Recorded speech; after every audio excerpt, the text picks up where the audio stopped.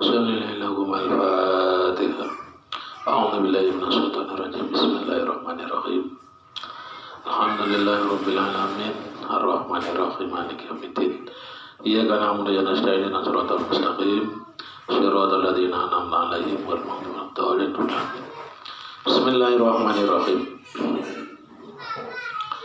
Wa an Anas bin Malik lan den riwayataken saking sahabat Anas bin Malik radhiyallahu taala anhu, radhiyallahu muga-muga ridhoni sapa Allah Gusti Allah taala sareng sahabat Anas ta'ala alimalur sapa Allah anu sareng sahabat Anas bin Malik an Nabi saking Nabi Muhammad sallallahu alaihi wasallam anna utam satu nak kanjeng Nabi ukola dawu sapa kanjeng Nabi ya bakal karo kanjeng Nabi dawu. Jadi bahasa Jawa itu bahasa yang akan kaya akan kosakata. Maka kanggo kanjeng Nabi dawu, kanggo raja dawu, kanggo Gusti Allah dawu, kanggo wong tua ngendika, guru ngendika, maka kula wong biasa ngomong, maka wong anu ya nyocot anu kan. Qala dawu sapa kanjeng Nabi Muhammad sallallahu alaihi wasallam man utawi sapane wong iku khadir sapa wong majlisan ilmi majelis ilmu majelis ilmu fi Ramadan ing dalem bulan Ramadan kata mangkanya sapa Allah Gusti Allah ta'ala malullahu kanggo man biguli kodamin kelawan saben-saben sadla makan ibadah sanatin kaya ibadah setahun. Fadilah kita katakan Nabi hadis yang diriwayatkan oleh sahabat Anas bin Malik bahwa keutamaan orang yang menghadiri majelis ilmu di bulan Ramadan, maka Allah akan catat pahalanya setiap satu langkah itu sama seperti pahala ibadah 1 tahun. Amin ya rabbal alamin. Kita berangkat ke majelis ilmu, ada pengajian di sana berangkat, ada pengajian di sana berangkat, ada pengajian di sana kita berangkat, ada pengajian di sana kita berangkat. Lah kalau sekarang kan kita nggak bisa mengaji secara langsung Ustaz, kita harus pakai online. Lah itu hitung ganjarannya gimana? Ya gampang. Kita mendengarkan sistem pengajian online, maka dalam satu pertemuan itu berapa kali putaran kan? Iya. Berapa menit? Berapa detik? Nah, itulah. Iya. Artinya kita mendengarkan pengajian secara online, baik di YouTube ataupun yang lainnya, itu durasinya berapa detik? Iya. Berapa detik itu durasinya? Kalau 2 detik, yang 1 detik itu Allah berikan pahalanya sama seperti ibadah 1 tahun itu. Ya. Kalau dulu zamannya belum ada ada virus corona itu kan kita selalu hadir kan, ada pengajian habis duhur di sana hadir, habis ada pengajian habis asar hadir, ada habis maghrib habis isya hadir. Kita sekarang kan tidak boleh kumpul-kumpul ya untuk memutus rantai penyebaran virus corona. Kita ngajinya kan secara online dari rumah masing-masing. Nah itu gimana Ustaz? Pahalanya itu bisa dihitung tidak? Oh bisa, jangan khawatir. Allah itu lebih pintar daripada kita. Kita mendengarkan pengajian secara online itu pengajiannya durasinya berapa menit? Berapa detik? Itu Allah nggak tahu berapa detik. Kalau 1 jam itu berarti 60 menit. Sedangkan 1 menit 60 detik berarti berapa puluh detik? 1 detik Allah akan balas pahalanya sama seperti pahala ibadah 1 tahun. Dulu waktu saya masih muda, waktu masih pesantren itu, waktu di pesantren masih di Ciwaringin, Itu ya habis duhur ngaji di Kiai Mas Duki, habis asar ngaji di Kiai Amin Halim almarhum, habis isya nanti ngaji di Kiai Imam, ngaji di Kiai Syairoji. Begitu saya pindah ke pesantren Butet, itu habis duhur saya ngaji. Kalau bulan puasa ini ngaji di Syekhuna Al-Maghfurlah Kiai Sudin, ngaji ya dari kitab Umdatus Salik fi Syarhi Anwaril Masalik. Nanti habis duhur sampai asar, habis isya karena di Kiai Sudin itu ngajinya habis isya sampai habis duhur dan habis isya. Nanti habis tarawih ngaji lagi sama Kiai Sudin sampai jam 11. Nanti jam 12 itu ngaji lagi sama Kiai Fuad Hasyim tafsir Jalalain sampai jam 3. Iya. Ngaji. Habis asar ngaji sama Kiai Nasir almarhum almarhumlah Kiai Nasir, Kiai Al-Maghfurlah Kiai Hamid, ya Kiai biasa. Jadi menghadiri majelis ilmu di bulan Ramadan ini pahalanya satu langkah sama seperti kita beribadah 1 tahun. Wa yakunu lanana sobong iku mang sartana ingsun tatal sana ing sore aras. Nanti orang itu bersama dengan Nabi di bawah aras. Manutawi sapane wong iku dawa manglang ngaken sapa wong ala jamaah ing atase sembahyang berjamaah fi Ramadan ing dalam bulan Ramadan. Atahu makamu wa iman sapa Allah taala Gusti Allah taala bikuli raqatin kelawan saben-saben sarakaat Madinatan ing sisi kota tamlau kaden kebak-kebak opo kota min amillahi ta'ala saking biro-biro nikmate Gusti Allah taala. Fadilah kita melaksanakan sholat berjamaah di bulan Ramadan itu kata Nabi setiap 1 rakaat Allah balas dengan 1 kota yang dipenuhi dengan nikmat-nikmatnya Allah. Amin ya rabbal alamin. Sholat berjamaah itu sholatul jamaah afdalu min sholatil fardhi. Sholat berjamaah itu lebih utama daripada sholat sendirian. Kata orang zaman dahulu kan, sholat berjamaah ganjarane langkung kata. Jadi sholat berjamaah itu 27 rakaat. 27 pahalanya 27, sedangkan kalau sholat sendirian itu 1 kalau diterima. Kita itu enak tinggal sholat berjamaah.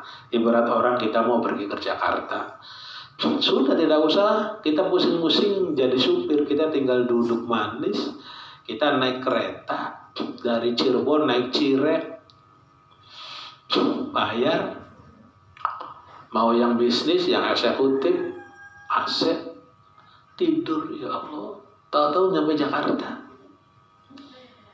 Atau kita naik mobil bus, naik Luragung, tinggal naik, ini bayar berapa ke Jakarta, udah tinggal tidur, nyenyak sampai Jakarta. Kan enak, itu orang jamaah. Lah kalau kita menjadi supir, oh ya Allah, ini penumpang yang dibawa ini gimana? Di jalan kita melanggar enggak, menabrak enggak, mata juga tidak boleh ngantuk, harus tetap waspada. Begitu ngantuk oleng akan nabrak. Itu kalau orang berjamaah kan enak. Kalau orang jadi imam itu kan masya Allah resikonya besar, menanggung fatihahnya imammu. Iya, nabrak enggak ini, ada lampu merah harus berhenti.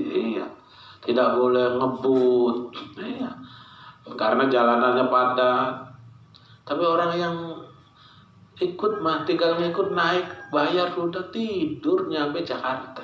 Lah kalau supir tidur ya nabrak. Nah, ya, makanya kita itu kan memang syaratnya sholat itu kan harus Fatihahnya benar. Kita yang Fatihahnya masih amburadul ya harus ikut jamaah aja, nanti ditanggung oleh imam, kan begitu. Tuh. Malah dalam satu hadis Nabi itu, manfaat daripada orang berjamaah kita harus tahu. Sholat berjamaah itu fadilahnya diantaranya adalah orang yang rajin melaksanakan sholat berjamaah itu la yusibuhul faqra fid dunya wal akhirah. Orang yang rajin berjamaah insya Allah dia tidak akan menjadi fakir baik di dunia maupun di akhirat. Kalau nggak percaya dicoba aja. Makanya waktu saya di pesantren di Lirboyo masih awal itu kata kiai, kamu santri-santri ini, santri yang awal ini, kalau ingin menjadi santri yang betah dan rajin, di sini sholat berjamaah 41 hari itu jangan cowong lah. Itu orang tua bilang ilmu menjadikan kita benar, ilmu menjadikan kita pintar, sholat berjamaah menjadikan kita benar.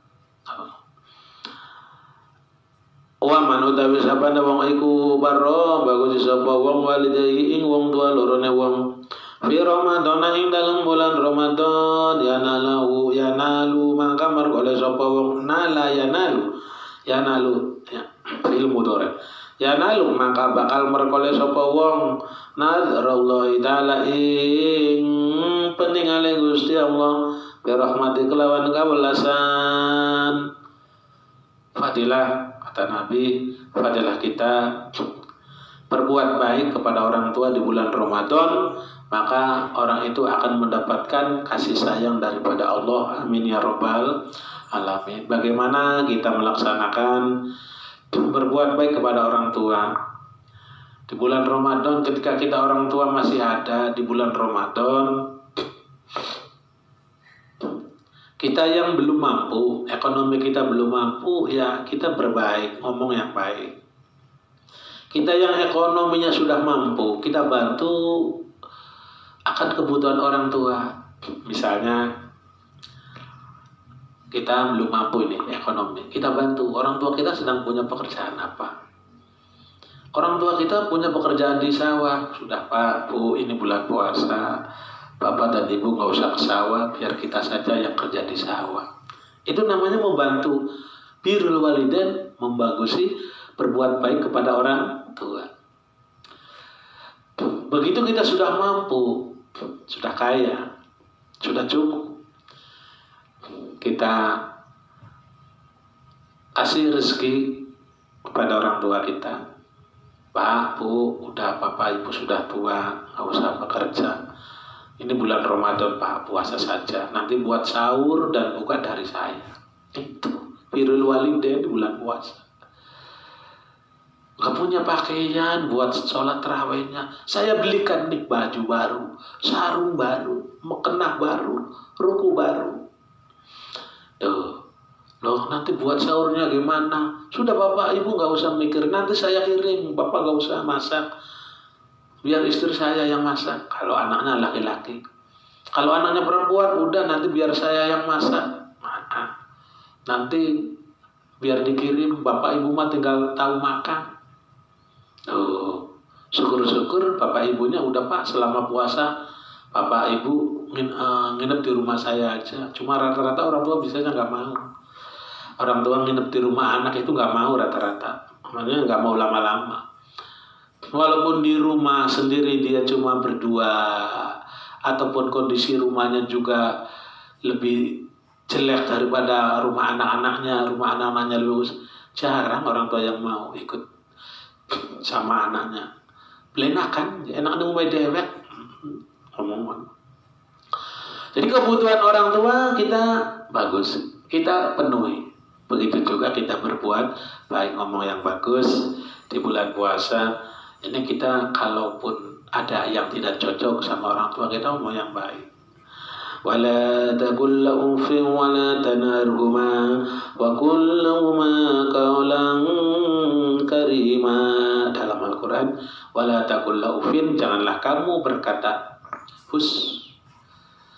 Wa qul lahuma qawlan karima, hendaklah kita berkata yang baik. Namanya anak dengan orang tua pastilah ada cocoknya, ada tidak cocoknya. Tapi walaupun kita tidak cocok, tapi kita hendaknya mengatakan sesuatu dengan yang baik. Misalnya satu contoh, ini mohon maaf, orang tua kita itu dilihat oleh kita mah kurang pas. Ya Allah, bapak, ibu mau sholat tarawih kok bajunya jelek banget. Iya. Terus kita menegurnya yang sopan, jangan, Pak, Ibu, malu-maluin saya aja. Sholat tarawih bajunya jelek, padahal kemarin habis dibelikan. Saya malu sama orang. Lah nggak usah. Tinggal nanti setelah sholat tarawih, Pak, Bu, lah yo bapak itu sama ibu buat sholat tarawih itu baju yang kemarin aku belikan dipakai toh Pak. Ruku mekena yang aku belikan kemarin dipakai toh Bu, biar aku seneng. Iya, insya Allah orang tua begitu kan. Oh iya nak, kan begitu. Itu nak, nanti baju yang baru dari kamu buat sholat hari raya. Nanti Pak, hari raya buat sholat saya belikan lagi yang baru itu. Tuh, wala taqul lahum uffin. Tapi kalau kita ngomong, Pak, Ibu, gimana sih? Kemarin baru dibelikan baju baru, sholat tarawih pakai baju yang jelek, malu saya. Nanti bisa berantem. Wa qul lahum qawlan karima, hendaklah kita berbuat baik. Di antara birrul walidain itu, kata guru-guru saya, adalah kita menyambung tali silaturahmi dengan teman-temannya orang tua kita. Misalnya orang tua kita sudah tidak ada, terus kita gimana? Kalau orang tua kita ada kan enak. Kalau orang tua kita sudah tidak ada, gimana kita mau birrul walidain? Di antara birrul walidain ketika orang tua kita sudah tidak ada, satu adalah mendoakan orang tua kita. Kita membacakan surat Al-Quran yang pahalanya ditujukan kepada orang tua kita. Kita bersedekah diniati agar pahalanya untuk orang tua kita yang telah meninggal. Itu namanya birrul walidain. Terus kita juga di antara birrul walidain adalah menjaga tradisi atau kebiasaan orang tua kita. Tradisi kebiasaan orang tua kita yang baik yang bisa dilakukan waktu hidup, kita harus lestarikan. Tuh. Makanya ada satu pepatah mengatakan, as-saqiyyu man kharaja an manhaji aslafi. Orang yang celaka itu adalah orang yang keluar dari kebiasaan para leluhurnya. Artinya, kita bisa dikatakan anak cucu yang celaka, yang kurang bahagia apabila anak cucunya itu tidak bisa melaksanakan, tidak bisa melanjutkan, tidak bisa memelihara kebiasaan budaya baik yang dilakukan oleh orang-orang tua kita dulu. Misalnya orang tua kita dulu waktu hidup rajin berjamaah, maka kita anak cucunya harus rajin berjamaah. Misalnya orang tua kita dulu waktu hidup rajin bersedekah, kita juga anak cucunya harus rajin bersedekah. Misalnya orang tua kita dulu waktu hidup rajin berjamaah, maka kita juga anak cucunya harus rajin berjamaah. Nama orang tua kita bisa naik karena anak cucunya baik. Satu contoh begini. Dulu bapaknya itu menjadi orang yang terkenal, rajin sedekah, rajin berjamaah. Begitu sampai anak cucunya, tidak ada yang mau berjamaah, tidak ada yang mau bersedekah, maka nama baik daripada orang tua hilang. Sayang banget itu, padahal bapaknya dulu rajin sedekah, rajin jamaah, sampai anak-anaknya kok nggak ada yang berjamaah, nggak ada yang sedekah, gimana ya? Iya. Tapi kalau bapak ibunya rajin beribadah, anak-anaknya rajin, oh pantes. Si A itu dulu waktu hidupnya rajin bersedekah, rajin berjamaah, anak cucunya juga rajin. Pantes lah, itu nama baik.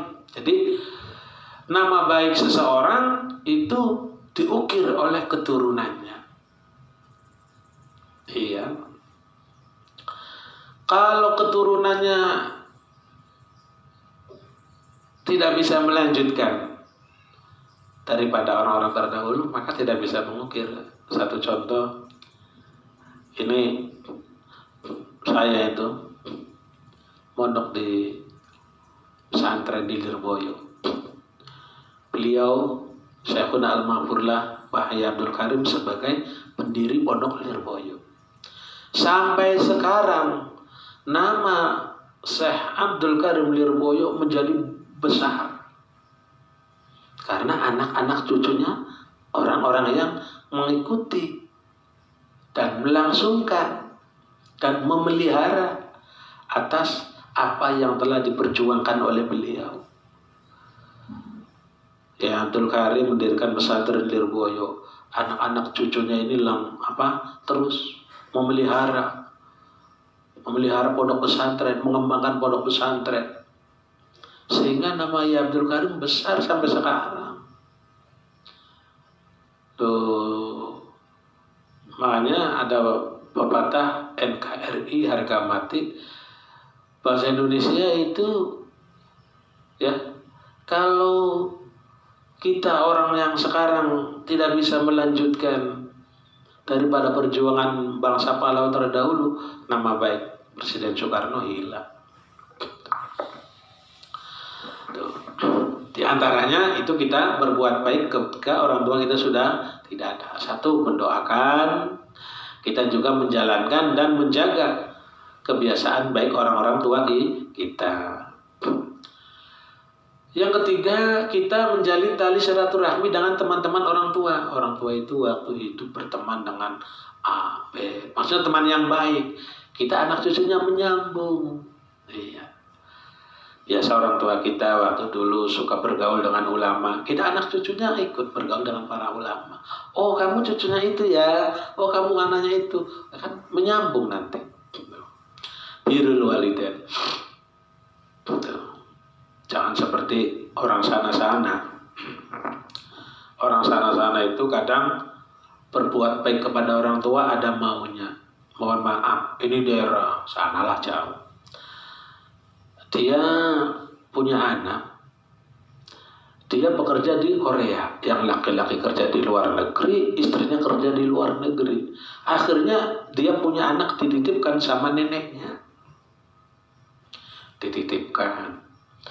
Neneknya setiap bulan dikasih jatah bulanan. Itu karena ada maunya, karena mau menitipkan anaknya. Cobalah kita memberikan bulanan, santunan, memberikan ma'isyah kepada orang tua kita. Jangan ada embel-embel karena kita titip anak. Kadang-kadang itu suka lupa.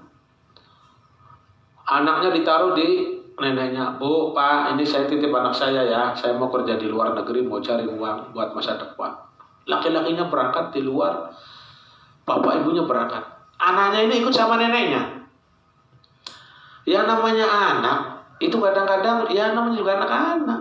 Kadang ada nurut, ada tidak. Begitu tidak menurut sama neneknya, akhirnya diomelin sama neneknya. Nah, sudah sore mandi, sana, terus kalau habis mandi makan, nanti berangkat ke musola, belajar mengaji. Anaknya gak mau main. Akhirnya sang nenek rupanya kesel. Akhirnya dicubit si cucu ini. Begitu ibunya menelpon, cucunya ngomong, Bu, Saya kemarin dicubit Bu sama nenek. Mana neneknya? Sini saya omongin. Akhirnya si nenek diomongin, Bu, gimana sih Bu? Dititipin anak saya segitu aja nggak bisa. Anak saya dicubit, padahal ibu setiap bulan saya kirimin. Saya jamin, wah macam-macam. Jangan seperti itu. Iya, saya yakin kalau pun nenek mencubit cucunya itu karena cucunya salah. Iya, ada pepatah. Sayangnya nenek kepada cucu itu lebih sayang daripada nenek kepada anak sendiri loh padahal. Iya. Tuh, itu. Jadi kita berbuat baik kepada orang tua kita bagi yang masih hidup ataupun yang sudah tidak ada. Wa anna utawi insun iku kafirun kang nagung fil jannati ing dalam swarga. Orang yang berbuat baik kepada orang tuanya nanti di surga bersama Nabi kita Muhammad sallallahu alaihi wasallam. Wa mamene muradan lan ora ana utawi wong wadon iku tatlubun nyubri sapa wong wadon ridho zaujiha ing ridone bojone wadon fi Ramadan ing dalam bulan Ramadan ila wala ang iku kadhe wadon sawabu Maryam utawi ganjarane Siti Maryam wa Asia talan Siti Asia. Keutamaan perempuan, keutamaan istri berbuat baik, mencari ridho suaminya di bulan Ramadan, maka dia akan mendapatkan pahala seperti pahalanya Siti Asia dan Siti Maria. Di bulan Ramadan dia ikhlas ridho masal buat buka suaminya, buka sahur suaminya. Dia di bulan Ramadan ikhlas ridho mencuci pakaian suaminya. Maka Allah akan berikan dia pahala seperti pahalanya Siti Asia dan Siti Maryam. Siapa Siti Asia? Siti Asia itu adalah salah satu hamba Allah yang sangat beriman. Ketika itu Raja Fir'aun mencari seorang istri. Raja Fir'aun tahu bahwa di ujung sana, di blok sana, gang sana ada perempuan sangat cantik. Namanya Asia. Beliau ahli ibadah. Ketika itu Raja Fir'aun datang. Utusan datang kepada Siti Asia. Ya Siti Asia, saya diutus oleh raja untuk melamar kamu. Apakah kamu mau dilamar menjadi istri dari Bapak Raja? Apa yang kamu minta akan dipenuhi oleh Bapak Raja. Tapi seandainya kamu menolak pinangan raja, maka ibu dan bapakmu akan dibunuh. Waktu itu Siti Asia minta berpendapat pada ayah dan ibunya. Singkat cerita, Siti Asia minta waktu, wahai Tuan, berikan aku waktu 3 hari untuk memberikan keputusan. Baik, 3 hari ke depan kami akan datang. Siti Asia sholat istikharah, meminta kepada Allah, ya Allah, gimana ini ya Allah, mohon beri petunjuk. Seandainya hamba menolak lamaran Raja Fir'aun, maka orang tua hamba ancamannya akan dibunuh. Tapi seandainya hamba menerima daripada pinangan Raja Fir'aun, hamba tidak mau, karena Raja Fir'aun adalah orang yang musyrik, mengaku sebagai Tuhan. Raja Fir'aun orang lokadus. Iya, ya Allah, orang lokadus dengan cilik. Orang lok puyeng, orang lok larang. Sehingga Siti Asia mendapatkan isyarat dari Allah, petunjuk, menerima, tapi dengan syarat tidak tinggal di istana. Tinggal minta dibuatkan rumah sendiri di luar istana. Begitu datang utusan Raja Fir'aun, ditanya, bagaimana Asia? Siap sampaikan kepada tuanmu bahwa saya menerima pinangannya, tapi dengan satu syarat. Saya minta dibuatkan satu rumah di luar istana. Oke, nanti saya sampaikan. Biar nanti saya yang datang kalau di malam gilir. Singkat cerita, Siti Asia kawinlah dengan Raja Fir'aun. Siti Asyah dibuatkan rumah di luar istana. Begitu malam itu kalau orang sini mah malam ML, malam ya berhubungan jatah suami istri. Itu Raja Fir'aun mengutus pasukannya untuk menjemput Siti Asyah. Datang. Putar, maka oh ya, saya diutus oleh Pak Raja untuk menjemput engkau untuk malam ini tidur di istana. Wakilah, ada yang mengatakan bahwa begitu Siti Asyah dijemput oleh pasukan Raja Fir'aun, Allah mengutus jin.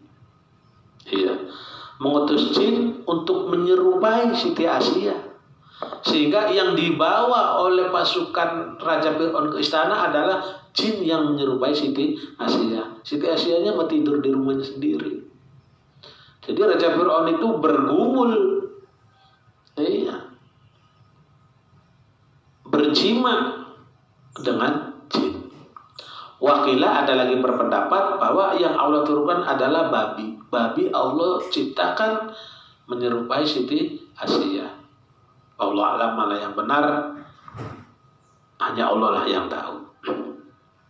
Sehingga Raja Fir'aun tidak pernah berkumpul dengan Siti Asyah.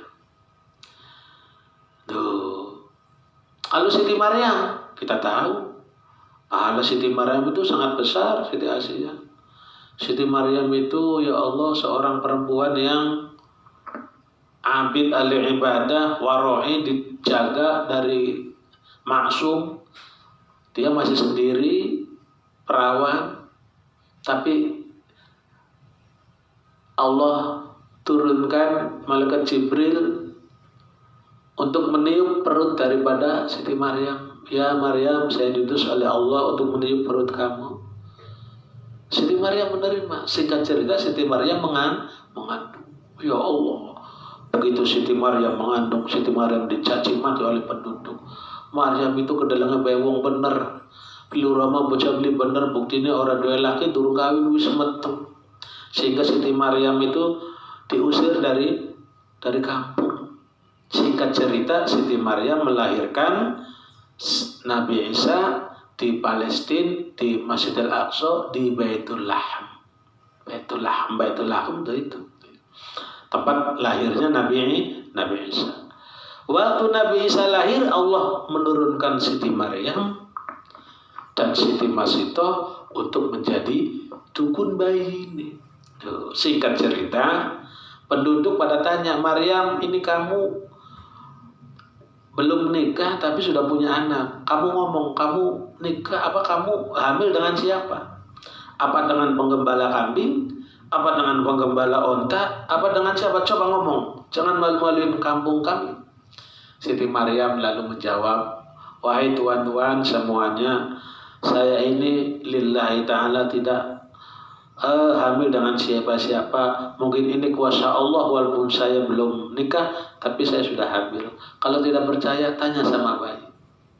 Akhirnya Nabi Isa itu baru lahir ditanya oleh orang-orang, ya bayi, ya walad, siapa nama bapakmu? Karena kamu masih bayi, tidak mungkin akan berbohong. Ketika Nabi Isa ditanya oleh orang, Nabi Isa menjawab, ini adalah kehendak Rob. Ini adalah kebesaran Rob. Ibuku tidak hamil dengan siapa-siapa. Makanya di antara bayi yang bisa ngomong waktu masih bayi adalah Nabi Isa dan anaknya Siti Masitoh. Nantilah masih sama keterangannya. Nanti panjang, waktunya gak cukup. Oh, jadi orang perempuan, istri yang mencari ridho suaminya di bulan Ramadan itu akan dikasih pahala seperti pahalanya Siti Asyah dan Siti Maryam. Amin ya robbal alamin. Waman utawi sapane wong kodo anakan sapa wong hajat akhi ing kebutuhan sedulure wong al muslim kang Islam fi Ramadan ing dalam bulan Ramadan kodo mangka nakaken Allah taala Gusti Allah taala lahu kanggo man alfa hajatin ing 1000 kebutuhan yaumal kiamat ing dalam dina kiamat. Keutamaan kita di bulan Ramadan berbuat baik kepada saudara kita yang Islam, maka nanti di hari kiamat Allah akan berikan 1000 kebutuhan untuk kita. Amin ya rabbal alamin. Di bulan Ramadan kita lihat saudara kita, baik saudara sekandung ataupun saudara bukan nasab, saudara sesama Islam, mau buka tidak ada, mau sahur tidak ada, kita penuhi, kita kasih. Nih deh buat buka ya nanti sore ya maghrib ya, ini buat sahur nanti ya, kita penuhi, kita berikan semampu kita. Maka di hari kiamat Allah akan penuhi 1000 kebutuhan kita. Amin ya rabbal alamin. Wa an Abi Hurairah ta'ala dan diriwayatkan dari sahabat Abu Hurairah radhiyallahu anhu qala dawu sapa Nabi sallam man utawi sapane wong iku asroja damari sapa wong fi masjidin ing dalam masjid min masajidillah saling pira-pira masjid Gusti Allah taala fi Ramadan ing dalam bulan Ramadan kana mangkana iku lau kadoe wong apa nurun cahaya apa nurun padang fi kubri ing dalam kuburane wong wa kutibalan den tulis lahu kanggo wong wa katabalan nulis sapa Allah lahu kanggo wong sawabal musallina ing pira-pira ganjarane wong kang sembayang kabeh fi dzalikal masjid ing dalam kon-konan masjid wa salat lan jalukaken pangapura ing atase wong wa salat lan jalukaken pangapura jalukaken rahmat alai ing atase wong sapa al malaikat pira-pira malaikat wastaghfiru lan jalukaken pangapura kanggo wong sapa kamalatul arsy malaikat kang jaga aras madama ing dalam salagire langgeng apa dari kamu konon ya si lampu fil masjid ing dalam masjid. Di bulan puasa atau sahabat Abu Hurairah ada orang memberikan bantuan berupa, kalau dulu kan belum pakai listrik, dulu kan pakainya pakai damar, petromak, jempor. Terus kita di bulan Ramadan itu, nih Pak Kiai, Pak Ustadz, ini petromaknya buat di sini, ini lampu. Atau juga kita mengasih mengasih minyak, ini Ustadz, ini ada minyak tanah. Sekarang listrik, gimana? Oh, di musola itu, di masjid itu listriknya, polnya sudah mati. Kita kasih, nih Pak Ustadz, Pak Kiai, pengurus, nih saya kasih pol. Nah, buat di sana biar padam. Ataupun begitu kita masuk ke musola, ketajuk ke masjid, ini listriknya sudah padam semua. Apa ya yang harus saya bayar? Harus saya sumbang? Oh, bulanan. Ustaz, Pak Kiai, ini saya nyumbang buat bayar listrik. Itu. Ini kata sahabat Abu Hurairah. Abu Hurairah dari Nabi, orang yang mau bersedekah di bulan Ramadan untuk kebaikan agar musola, agar masjid itu lampunya menyala, maka nanti di kuburan dia akan kuburannya akan menjadi padang juga. Kuburannya sangat terang benderang. Begitu dia selesai dikubur, terus ditalkin, orang yang pengantarnya sudah pulang, begitu bangun kan, didatangi oleh malaikat mungkar nakir. Begitu bangun, oh ini kok padang banget, di mana ya? Lah, padahal di kuburan itu kan gelap. Oh, nggak taunya waktu hidup di dunia dia selalu memberikan amal untuk agar supaya listrik di musola, di masjid itu menyala. Baik dengan bersedekah lampu ataupun membayar bulanan listrik. wa kataba wa kutibalan den tulis lau kanggo man opo sawabul musallina fi dzalikal masjid. Karena masjid itu musola, tajuk itu untuk sholat, dan dengan adanya lampu menyala itu sababia dia yang membantu, lampunya diganti oleh dia atau listriknya dibayarin oleh dia, maka pahala orang yang sholat di masjid tersebut akan sampai juga buat orang yang tadi yang mau bersedekah agar supaya lampu di masjid menyala. Karena kalau lampunya tidak menyala, bagaimana mau sholat? Dengan lampunya menyala bisa azan pakai speaker pakai listrik, pakai setrum menyala harus dibayar, lah kan itu. Jadi pahala orang yang sholat di masjid atau di musola tersebut itu juga nanti akan melimpah kepada orang yang memberikan sedekah agar supaya lampu masjid tetap hidup menjadi terang. Wassalat alaihi malaikatu wastaghfara lahu hamalatul arsy, dan malaikat akan memintakan rahmat, dan malaikat yang menjaga arsy akan meminta maaf bagi orang-orang yang mau bersedekah di masjid untuk kelangsungan lampu di masjid agar tetap menyala. Iya, sudahlah, ini Ustaz saya ini listrik nih bulan ini berapa ya Ustaz? Masjid ini gak banyak Pak, cuma 100.000. Udah nih 100.000 dari saya. Oh Ustaz, ini musola berapa ya listriknya buat bulan ini? Gak banyak, 100.000. Nih 100.000 dari saya. Ataupun kita tidak segitu. Saya sih cuma mampunya 10.000 Ustaz, nih saya ikut nyumbang sedikit lah, ada uang nih 10.000 buat ikut nyumbang buat bayar bulanan listrik. Nggak apa-apa, sama asroja fi masjidin, sama pahalanya. Tuh ya, itu saja Bapak Ibu pengantar kita berbuka puasa pada sore hari ini. Mudah-mudahan ada manfaatnya. Mohon maaf atas segala kekurangannya.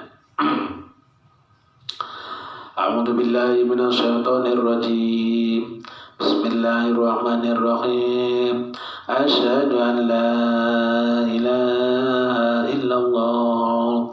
Astaghfirullah. Nas'aluka al-jannata wa na'udzu bika minan nar. Allahumma innaka 'afuwwun tuhibbul 'afwa fa'fu 'anna ya karim. Udah maghrib ya. Mari kita sama-sama berdoa karena waktunya sudah maghrib pas. Allahumma laka sumtu wa bika amantu wa ala rizqika aftartu bi rahmatika ya arhamar rahimin. Allahumma rabbana taqabbal minna salatana wa siyamana wa wudu'ana wa usana wa tadarruana wa qu'udana wa qiyamana wa tasbihana wa tahlilana wa qira'atana wa jami' ibadatina wa tamim taqsirna bi rahmatika arhamar rahimin. Allahumma innaka afuwwun karim tuhibbul 'afwa fa'fu 'anna ya karim. Allahumma nas'aluka ridhaka wal jannah wa na'udzuka min sakhatika wan nar. Rabbana atina fid dunya hasanah wa fil akhirati hasanah wa qina adzabannar.